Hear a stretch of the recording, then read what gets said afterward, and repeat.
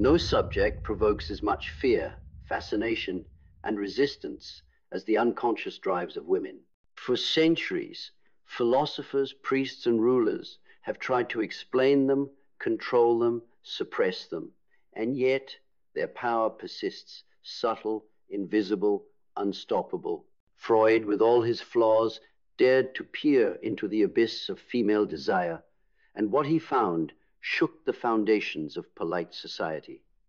That beneath the surface of civility, beneath morality, beneath reason, there is a raw, untamed force driving women in ways that terrify men, unsettle families, and challenge civilizations. Freud asked a single question that has echoed through history: what does a woman want?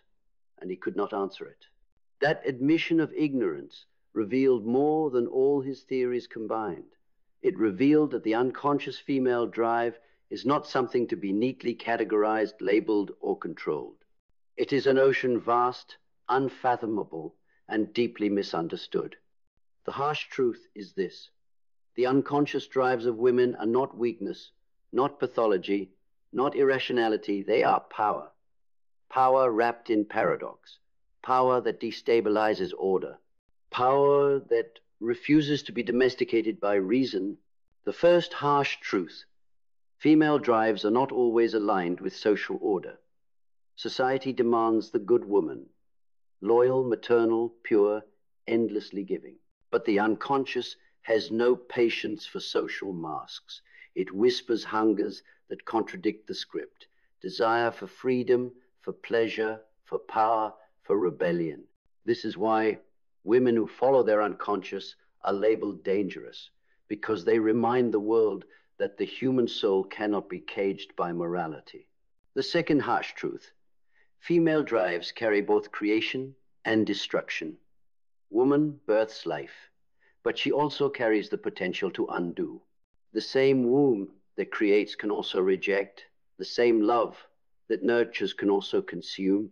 Freud, obsessed with the duality of eros, life drive, and thanatos, death drive, saw in women the embodiment of both forces. Men wanted women to embody only one, the gentle mother. But the unconscious does not obey. Within every woman lies both the Virgin Mary and the Black Widow, both Aphrodite and Kali. The third harsh truth: female drives are not bound to reason, they are bound to instinct.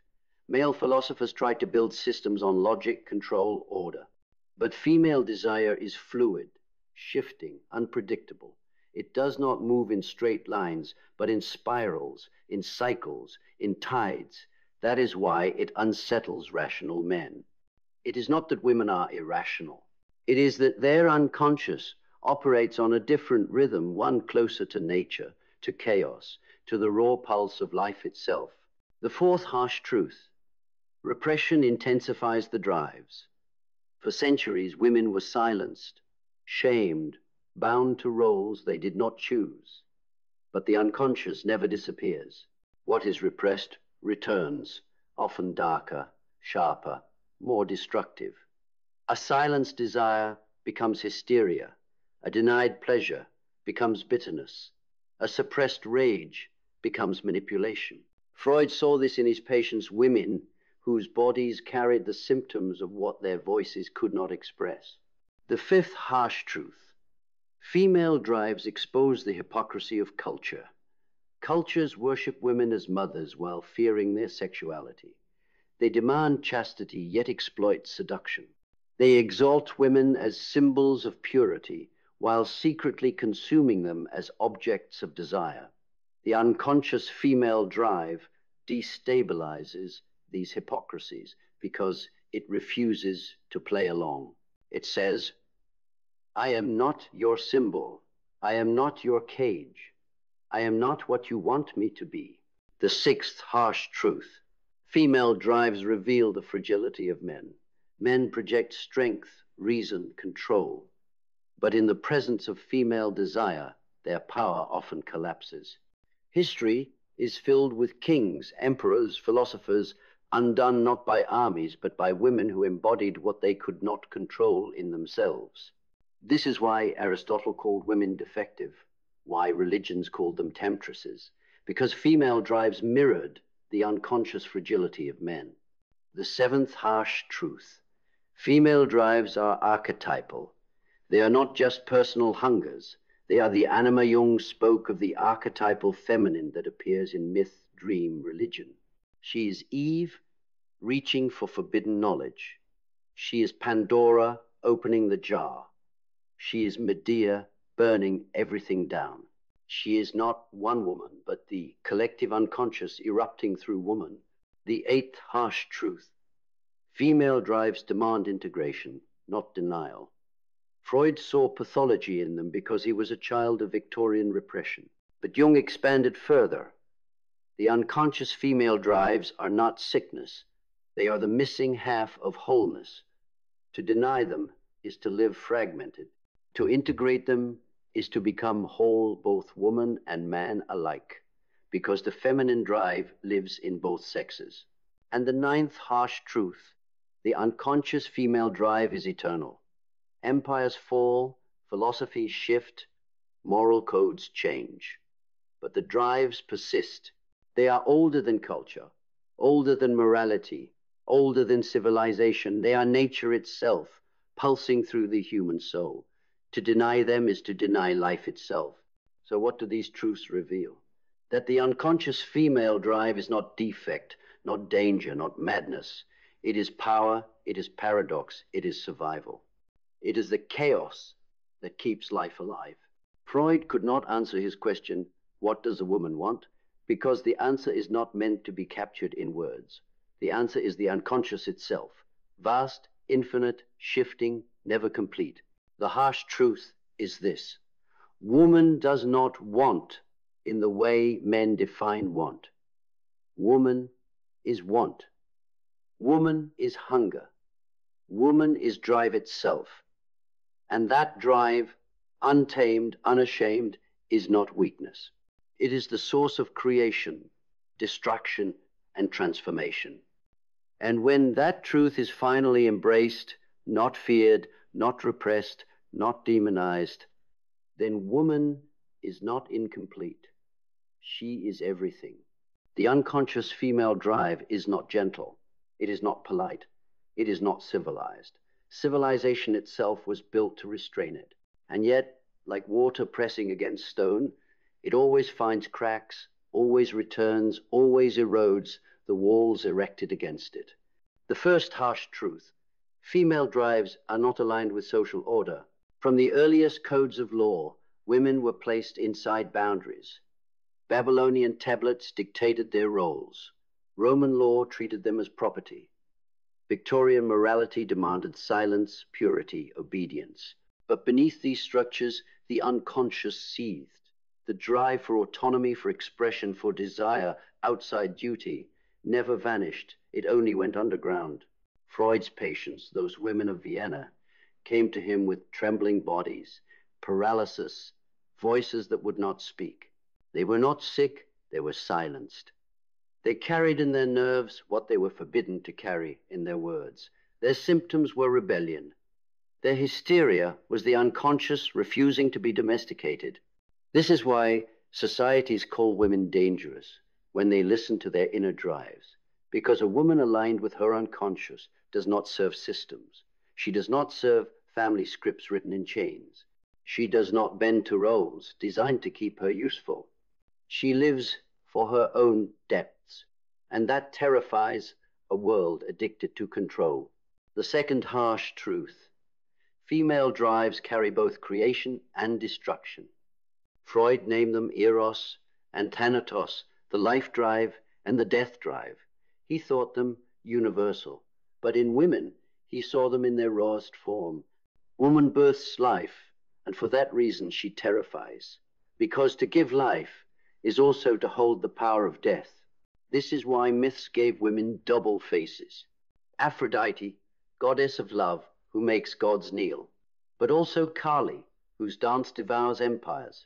Demeter, mother of the harvest, but also Medea, who slaughters her own blood. The world wanted one face, the nurturing, the soft, the maternal, but the unconscious carried both.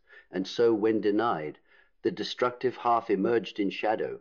This duality is not sickness, it is wholeness. The capacity to create means also the capacity to end. To pretend otherwise is delusion. A woman's unconscious drive carries the cycle of nature itself, birth and decay, blooming and burning. Men build walls to keep things steady. Women embody the eternal reminder.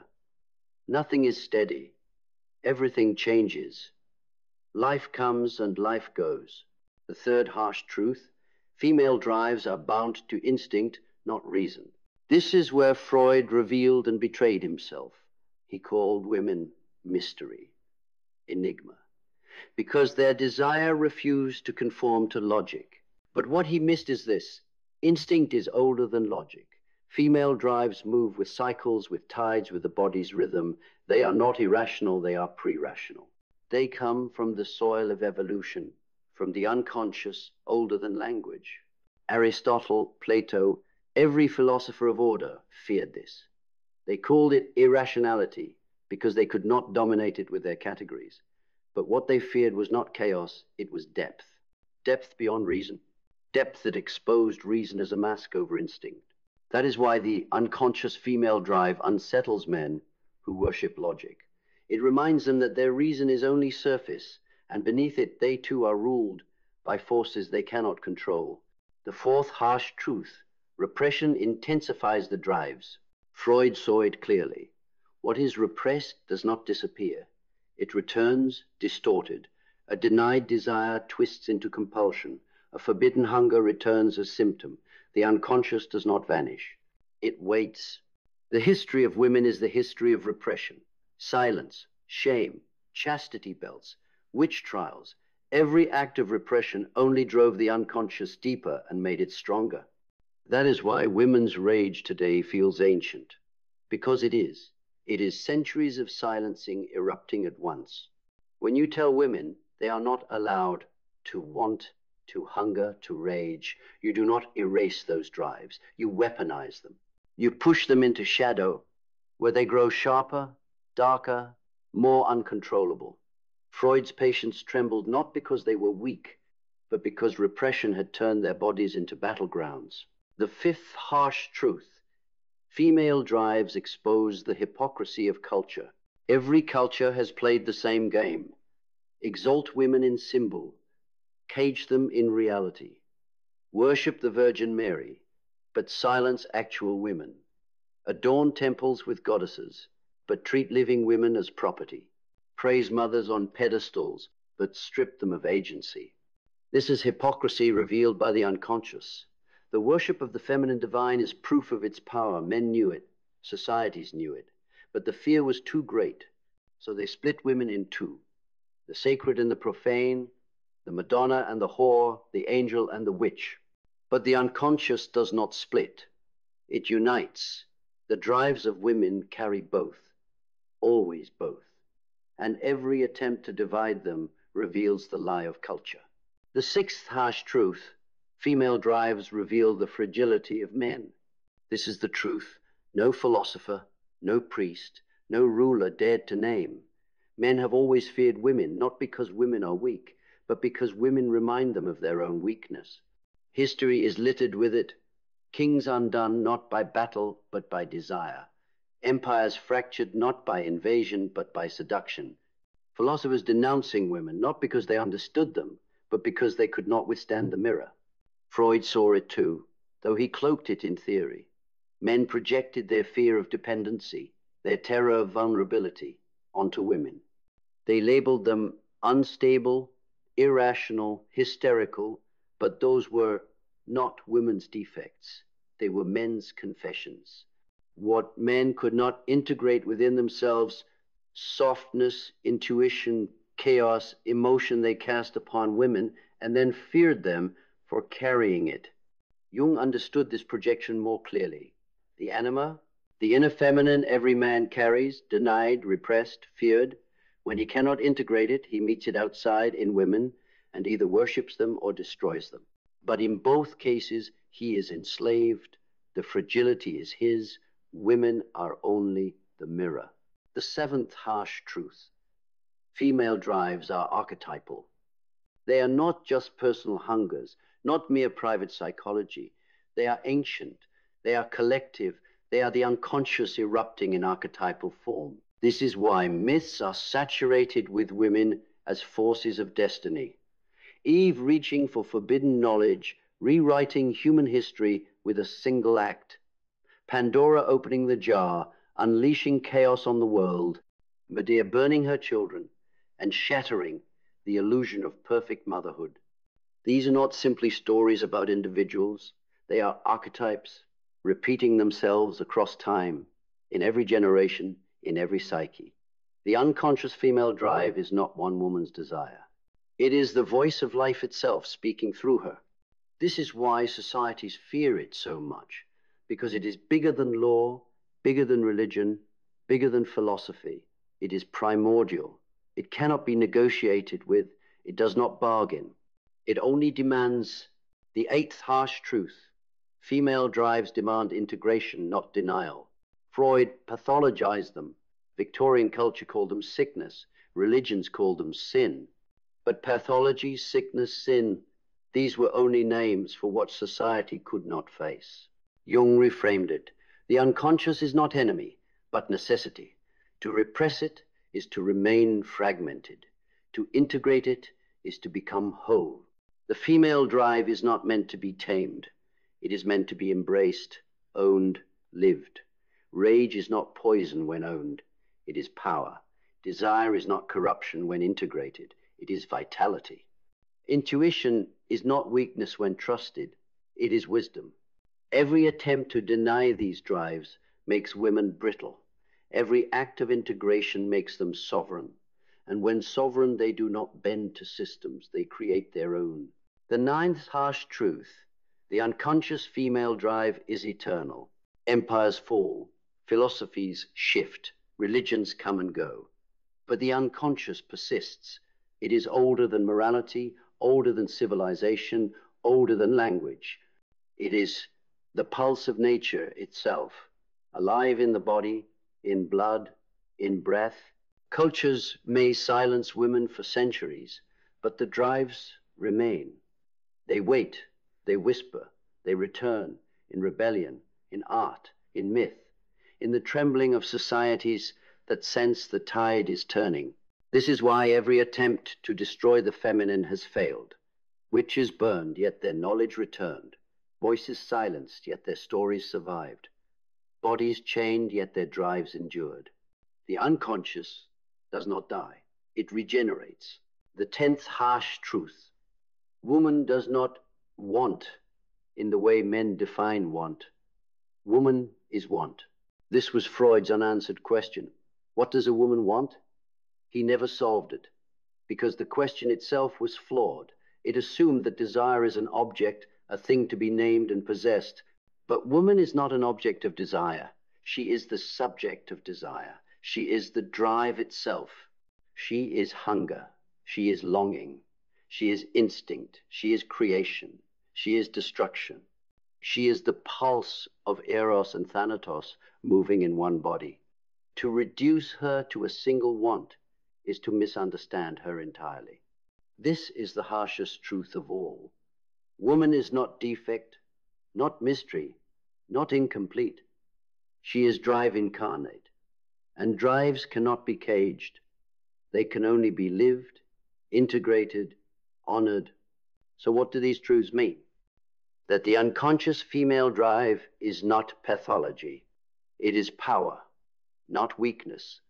Wholeness, not chaos. Creation. Freud named the drives, but feared them. Jung embraced them and showed that they are not sickness, but soul. Nietzsche glorified them as Dionysian chaos, the fire of life itself. And history proves it. Every system that tried to suppress them eventually fell. But the drives remain. This is the lesson. Do not fear them. Do not cage them. Do not name them defect, because they are not defect, they are destiny. The unconscious female drive is not asking for permission. It is not waiting for approval. It is not bound by systems or scripts. It is life itself, unashamed, untamed, unstoppable. And when embraced, it is not destruction, it is rebirth. The world has always feared what it cannot control, and nothing has proven less controllable than the unconscious female drive, the hunger for life, for freedom, for desire beyond duty, the rage against silencing, the chaos of instincts that cannot be fit into the neat geometry of society. These are not flaws, they are forces, and forces are not erased. They are either suppressed or integrated. Civilizations built entire moral codes around the attempt to suppress them. Religions split women into saints and sinners, angels and demons, madonnas and whores. Philosophers rationalized their exclusion, calling them defective men, creatures of mood, irrational beings fit only for the household.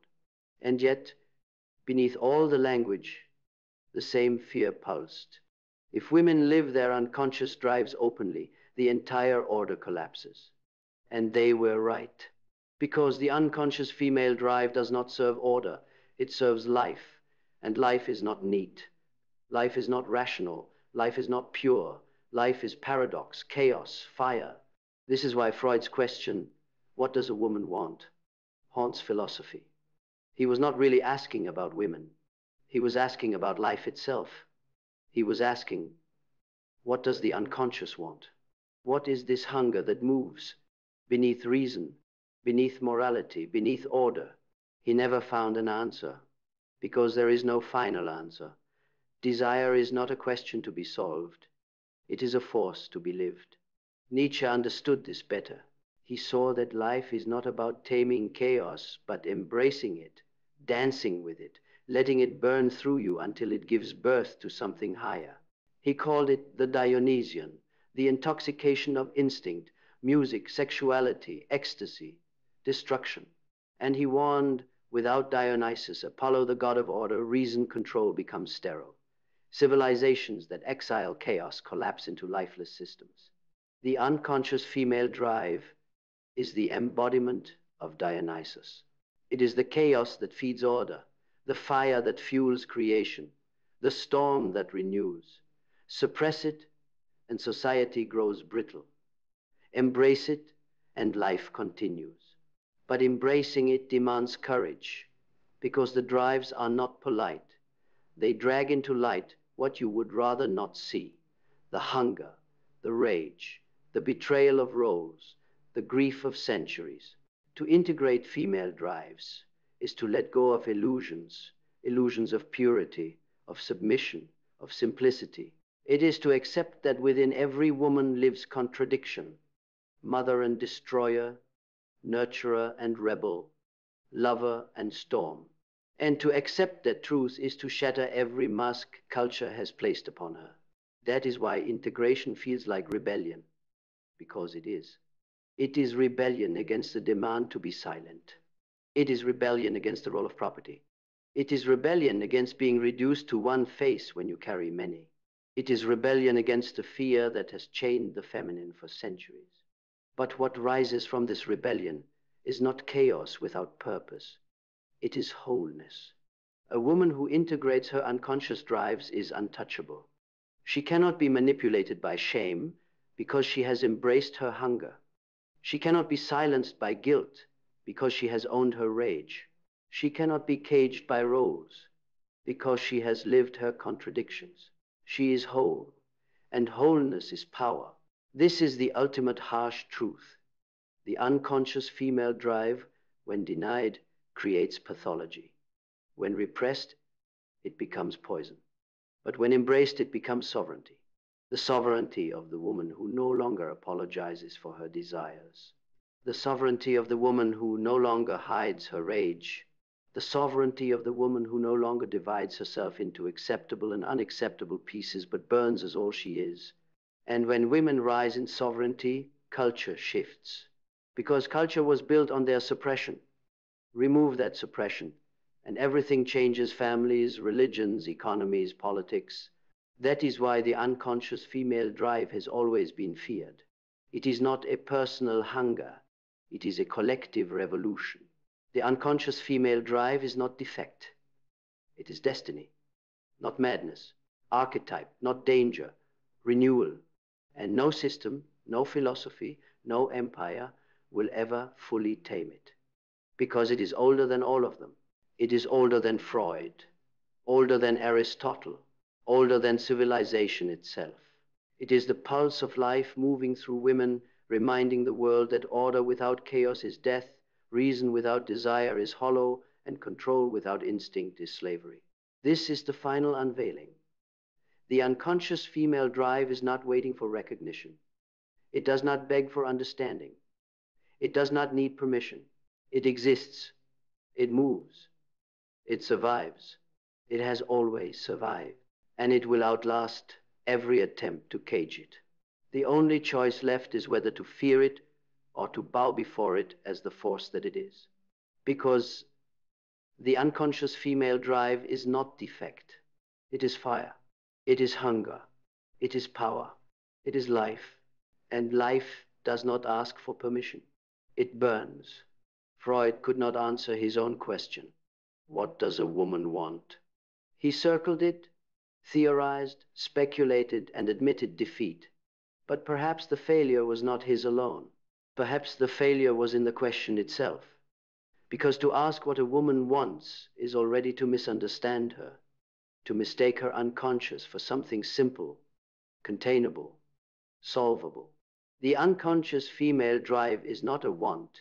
It is not an object. It is not a riddle to decode. It is force. It is instinct. It is hunger. It is fire. It does not ask. It takes. It does not whisper. It surges. It does not bow. It rises. This is why it terrifies, because it cannot be owned. Men feared it because it shattered their illusions of mastery. Cultures feared it because it refused to fit into their scripts. Religions feared it because it exposed their hypocrisy. But fear does not erase truth. Fear only proves it. The harsh truth is this: woman is not incomplete. She is not defective. She is not mystery. She is the unconscious itself. Paradox, contradiction, creation, destruction, survival, chaos, renewal. To deny her drives is to deny life. To cage them is to weaken civilization. To embrace them is to unleash the fire that both burns and births. And here lies the final revelation. These drives cannot be destroyed, not by Freud's theories, not by Aristotle's philosophy, not by the chains of law or the fires of witch hunts. They have survived every empire, every suppression, every attempt to turn women into silence. They survive still, because the unconscious is eternal, because life cannot be tamed, because hunger cannot be erased, because fire cannot be extinguished. So the question is not what does a woman want? The question is, can you face what she already is?